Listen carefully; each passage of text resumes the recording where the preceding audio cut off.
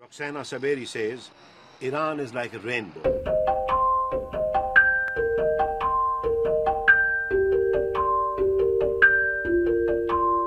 I traveled around Iran for 6 years, but I never visited Tehran's notorious Evin prison until I was arrested one January day.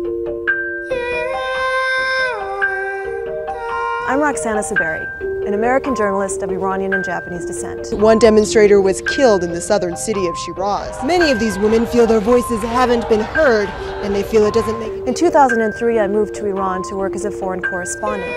I also started writing a book there about Iranian society. Well, let's talk to the journalist Roxana Saberi, somebody who spent time in an Iranian prison, jailed last.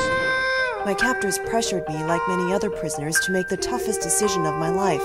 If I falsely confessed I was a spy and agreed to spy for them, I would go free.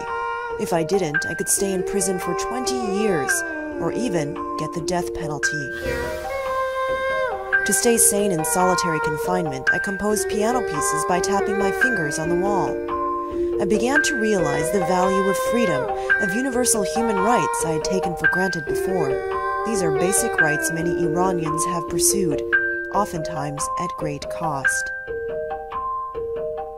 Soon I met other women prisoners of conscience, including 2 members of Iran's minority Baha'i faith, a student activist, and civil rights activists. They taught me many universal, timeless lessons about courage, faith, and turning adversities into opportunities. Now I am free, but many others remain behind.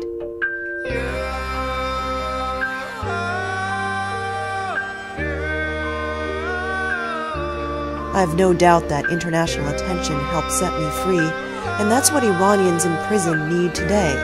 We can be a voice for the voiceless. Together, we can make our voices echo behind the closed doors of Iran's regime and behind the bars of Iran's prisons.